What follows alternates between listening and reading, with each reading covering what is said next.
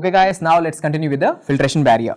Filtration barrier. So barrier means what? Barrier is like an obstruction or like a gate, okay, showing impedance. Now, what exactly is this filtration barrier made up of? Let me tell you. Guys, just look at this diagram. Here I am showing you a nephron. See, there is a blood vessel. You can appreciate here. There is a blood vessel which is going into the Bowman's capsule. Means it is bringing the blood into the nephron. So there is a blood vessel which is bringing the blood to the nephron, and there is a blood vessel which is taking the blood out of the nephron. What are these blood vessels called as? See, individually every nephron has its own blood flow. There is something called as the afferent arteriole which brings blood to the nephron, and there is something called as the efferent arteriole which takes the blood out of the nephron. Okay, and in between the afferent arteriole and efferent arteriole there are glomerular capillaries. Okay, let me show you here. Imagine here is the afferent arteriole. This afferent arteriole is going to divide into many glomerular capillaries, and all these glomerular capillaries again they fuse and form efferent arteriole. So afferent arteriole brings the blood, and the blood will go into the glomerular capillaries, many glomerular capillaries, and all these glomerular capillaries they will fuse and again forms efferent arteriole. Okay, now let me show you the same here. Guys, let's try to understand. Let me take a different color, let's say green. So here there is a blood vessel called as the afferent arteriole. Let's say here is the afferent arteriole, which is bringing the blood to the nephron. It is bringing the blood to the nephron. These afferent arterioles are going to divide into what? They are going to divide into glomerular capillaries, let's say. So the structure which I am showing you here in this red color, this straight one, that's the glomerular capillary. Now again these glomerular capillaries, again they will fuse and they will form efferent arteriole. Let's say here is the efferent arteriole which is taking the blood out of the nephron. Now concentrate on the glomerular capillary. See here there is plasma going like this. Okay, here there is plasma going. Now what we have to do? Our aim is to filter down this plasma. We have to filter this plasma. Okay, so that we can excrete the waste products out of the body.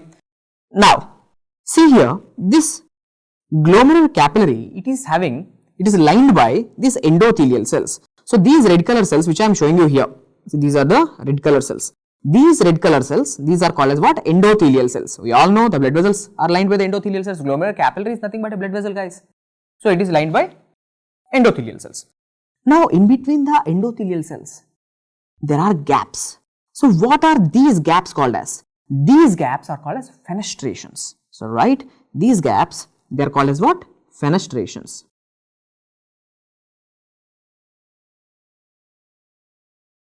Okay, so now tell me, the glomerular capillaries are fenestrated in nature. The glomerular capillaries are something special. They are having these fenestrations, gaps are there. And not only that, see, usually in our body, how our circulatory system is, there is something called as the artery. Arteries are divided into arterioles. Arterioles also divided into capillaries. Capillaries will form venules. Venules, veins and vena cava. That is something normal. But can you appreciate here? See, the capillaries are present between two arterioles, afferent arteriole, efferent arteriole. So this is something unusual, guys. Usually capillaries are present between arterioles on one side and venules on the other side. But here in the glomerulus, the glomerular capillaries are present between afferent arteriole and efferent arteriole. Okay. So this is something different because of this. Why it is like that? Because of this, here there will be high pressures which will help in filtration. Okay, that we will discuss later anyway. Now tell me, the glomerular capillaries are fenestrated capillaries. Next step. We all know that these endothelial cells, they are lying on what? All the cells should be lying on a basement membrane. So here I am showing you this pink color lining. So this pink color lining which I am highlighting here, this is called as the glomerular basement membrane. So let me write. So this is the glomerular basement membrane. Now this glomerular basement membrane is made up of type 4 collagen. It is made up of what? Type 4 collagen. Next, down to this, here is the nephron. We all know here is the nephron. The first part of the nephron is called as the Bowman's capsule, and down to it there is proximal convoluted tubule. Okay. Now see, this Bowman's capsule, it is also lined by the cells. So what are these cells called as? So these cells which I am showing you, they are having this foot-like processes, right? They are having these projections. So these cells, they are called as podocytes. Okay, these are called as the podocytes or visceral epithelial cells. So these visceral epithelial cells are called as the podocytes. Done. Now if you can appreciate here, there are gaps between these podocytes. In between every podocyte, there is a gap. You can see the gap here. What is this gap called as? So these gaps are called as fenestration slits, or you can say slit pores. Slit pores or fenestration slits. Okay, done. Now, within the slit pore, there is a structure present. See, this is a blue color structure which I am showing you here. What is this structure called as? This is called as slit diaphragm. What do we call this structure as? Slit diaphragm.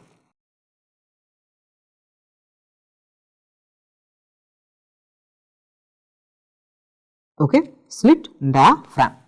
Now, in your exam, they will ask you, sir, what exactly is this slit diaphragm made up of? See, this slit diaphragm, whatever is there, it's made up of some proteins, guys. Which proteins? Right. The slit diaphragm is made up of proteins called as nephrin and podocin. Nephrin and podocin. There are also other proteins like some TRP. Okay. But mainly two types of proteins. Slit diaphragm is made up of two important proteins called as nephrin and podocin. Now, what else you should know regarding this filtration barrier? This glomerular basement membrane, whatever I am showing here in the pink color, the glomerular basement membrane, it is having which charge? Guys, it is having a charge. Which charge? You have to tell me.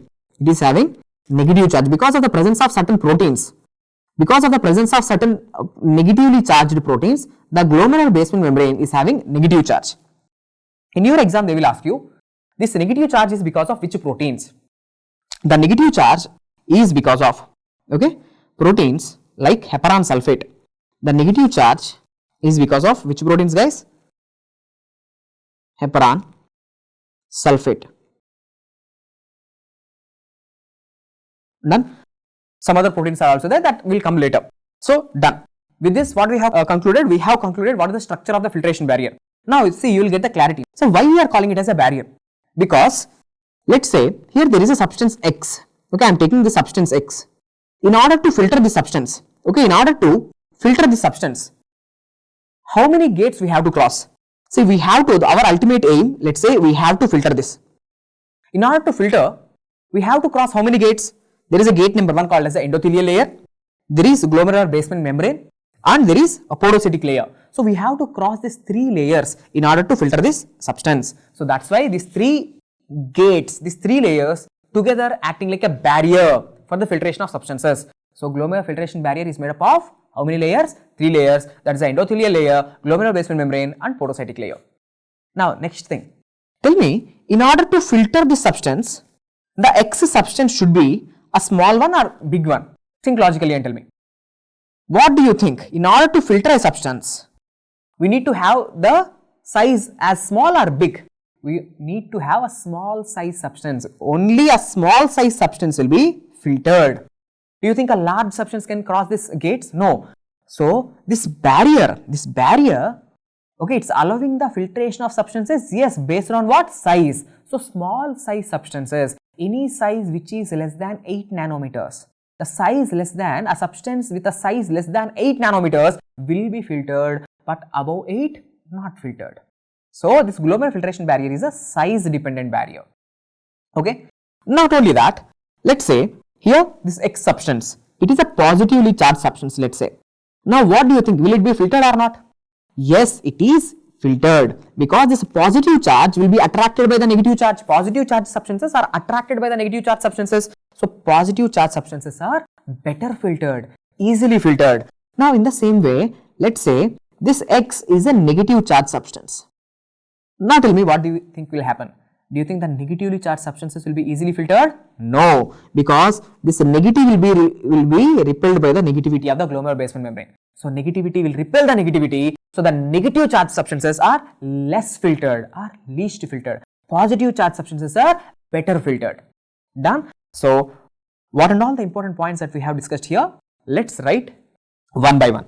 So, guys, tell me, the filtration barrier is made up of how many structures? 3 structures. What are they? First one, endothelial layer, quickly. Endothelial layer.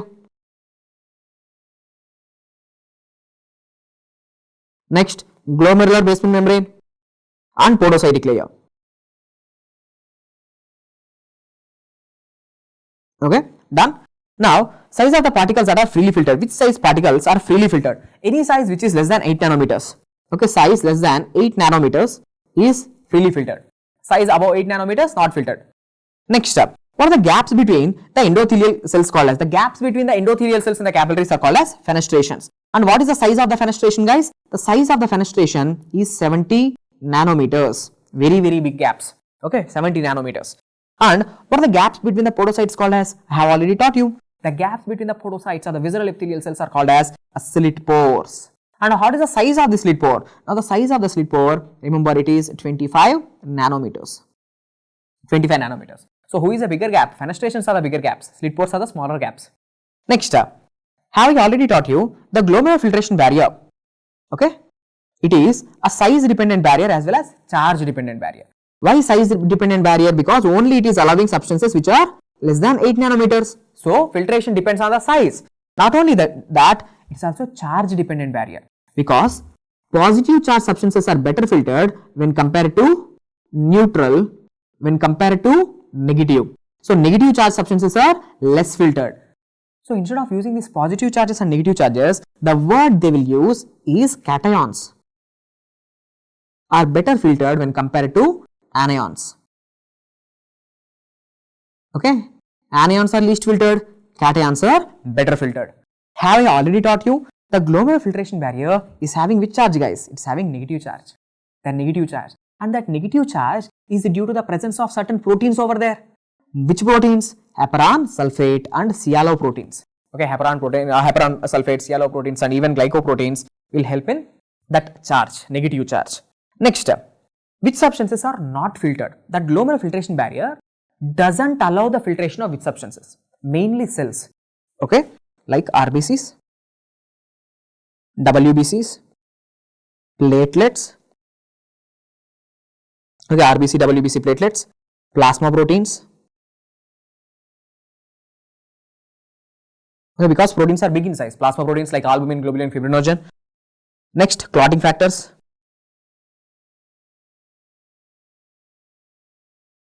Are complement proteins. So these proteins, especially proteins which are big in size, they are not usually filtered. They are not filtered. The glomerular filtration barrier doesn't allow them to filter. All the cells like RBC, WBC, platelets, they are never filtered. But what about the glucose? Guys, glucose and amino acids. See, I am telling you, proteins are not filtered, but the amino acids are very small. They can be easily filtered. Glucose and amino acids are freely filtered, sir. Without any doubt, they are freely filtered substances. But are we going to lose the glucose in the urine? No. So glucose and amino acids will be 100% reabsorbed. Even though they are freely filtered, they are 100% reabsorbed. Okay, where 100% reabsorbed in the PCT? They are 100% reabsorbed in the PCT. Done? Now let me tell you something important about the albumin. Okay, important points about the albumin.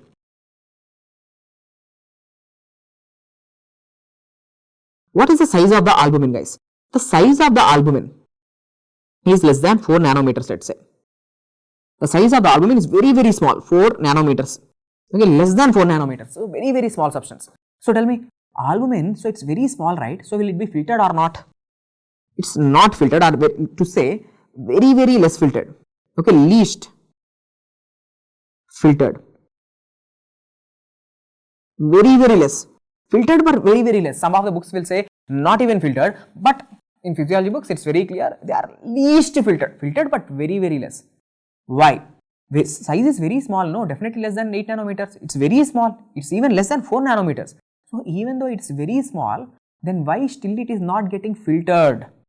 Because albumin is a negatively charged substance. Albumin is what? Negatively charged. Albumin being negatively charged, okay, it will be repelled. So it is not easily filtered. It is least filtered. Okay, it is least filtered. So now the question is, let's say here is the glomerular capillary and here is albumin. Here is albumin, let's say. Lots and lots of albumin is there. Albumin, is it filtered? Yes, but very less. Because of that negativity, most of the albumin will be repelled and let's say only a few molecules of albumin filtered. Okay, a few molecules of albumin filtered. And even this filtered albumin, this is the question, the filtered albumin is reabsorbed in PCT. Okay, the filtered albumin is reabsorbed in the PCT. Albumin is getting reabsorbed with the help of proteins called as megalin and cubulin. So here there are proteins, okay, called as megalin and cubulin. Megalin and cubulin. So these proteins, the question is something like the filtered proteins are reabsorbed in PCT. What is that filtered protein? Albumin can be filtered but reabsorbed. So with the help of molecules called as megalin and cubulin. Done. Now why this is important for you? Because let's say in a child, there is a child. Okay, this is a disorder that is happening in a child. There is loss of this glomerular filtration barrier negative charge. The negative charge whatever should be present over here. Okay, here there is a negative charge and that negative charge is repelling the albumin, not allowing the albumin to be filtered easily. Now, today what happened to this negative charge? Let's say this negative charge is gone because of some immune related problem. Okay, that negative charge is gone. Now tell me, when that negative charge is gone, so there is no one to repel this albumin. That negative charge is gone, guys. So there is no repelling. Now who will start to filter? Now there is a massive amounts of albumin will start to filtered. There is a massive amount of albumin will start to filtered. So now the question is, loss of negative charge will lead to, right, loss of negative charge will lead to, okay, loss of which protein? Loss of albumin. Now lots and lots of albumin will start to filter. Now when lot of albumin is coming, so you can't reabsorb all that albumin, so albumin will start to lose in the urine. There will be selective proteinuria. Selectivuria albumins, there is a selective proteinuria, especially albumin is getting filtered and albumin is getting excreted. That is called as minimal change disease. What is the name of this disease? Minimal change disease. So what exactly is minimal change, guys? Minimal change means, see, structurally there is no problem, everything okay, everything perfect. There is no structural abnormality that is seen on the light microscopy. What is problem? The problem is this loss of negative charge. Can you see this loss of charge? You can't see it with your naked eyes, right? You can't see it with under the microscope also. You can't see that. So because of the loss of this negative charge, albumin will start to leak. Albumin will start to go out into the urine. So there is a massive selective proteinuria. Selectively albumins are going out of the body. So this is called as minimal change disease. Minimal change disease. Done. Next, after this, what else clinical things that you should know regarding the glomerular filtration barrier? Guys, have I already taught you this slit diaphragm? Regarding slit diaphragm. Slit diaphragm is made up of what? Two important proteins called as nephrin and podocyte. Okay, nephrin and podocyte. Now, the question is, what is the size of this slit diaphragm? See, imagine slit diaphragm is like this. Imagine the structure which I am showing you here. This is the slit diaphragm. See, even in slit diaphragm, there are pores. You can see the pores here. Okay, you can see the gaps. So, within the slit diaphragm also, there are gaps. What is the size of the gaps, guys? The size of the gaps are very, very small.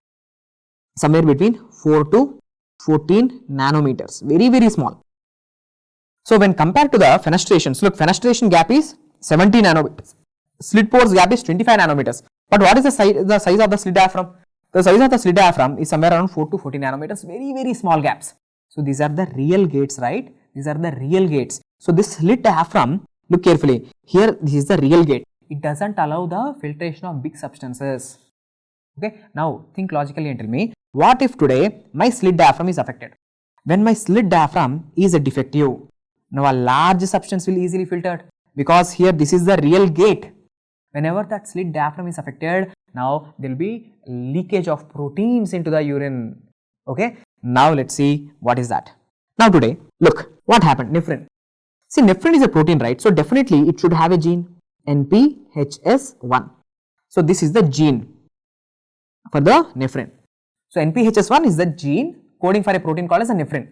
Today, unfortunately, what happened? This NPHS1 got mutated. So when it is mutated, definitely nephrin will be defective. When nephrin is not there, when nephrin is affected, there will be defective. What happens? There will be defective slit diaphragm. Now, my question to you, whenever your slit diaphragm is affected, proteins will start to leak into the urine. So going to cause protein loss. What is the protein loss called as nephrotic syndrome? If you are losing a lot of proteins in the urine, that is if you are losing more than 3.5 grams of protein per day in the urine, if you are losing this much amount of protein in urine, so that is called as nephrotic syndrome. Okay, that is called as what? Nephrotic syndrome. Which type of nephrotic syndrome? It is called as a Finnish type. Okay, Finnish type of nephrotic syndrome. So now tell me, what exactly is this Finnish type of nephrotic syndrome? So it is there from childhood onwards, so it is also called as congenital nephrotic syndrome. So now tell me, congenital nephrotic syndrome or Finnish type of nephrotic syndrome is due to defect in which protein? NPHS1. Due to defect in which structure? There is defect in slit diaphragm. Due to mutation of nephrin. Nephrin gone, slit diaphragm gone, you are losing the proteins. How much proteins you are losing? More than 3.5 grams of per day. So it is considered as nephrotic syndrome. So tell me, what is the definition of nephrotic syndrome? The definition of nephrotic syndrome is a loss of proteins more than 3.5 grams per day in the urine. Done? Next, let's talk about the podocin. Podocin is coded by a gene called as NPHS2. NPHS2. Today, what happened? This NPHS2 is gone, mutated. So again, there will be defect in the slit diaphragm. So same story again. Again, the slit diaphragm will be defective. Okay, let me write here, defective slit diaphragm. When the slit diaphragm is defective, again it is going to cause what? Nephrotic syndrome. Nephrotic syndrome. So both nephrin defect as well as a podocin defect, both are going to cause nephrotic syndrome. But what is the difference? Difference is the treatment. The first type, the first one, that's the Finnish type of nephrotic syndrome, it is better responsive to, okay, it is easily treated with steroids. So that's why it is also called as steroid sensitive nephrotic syndrome.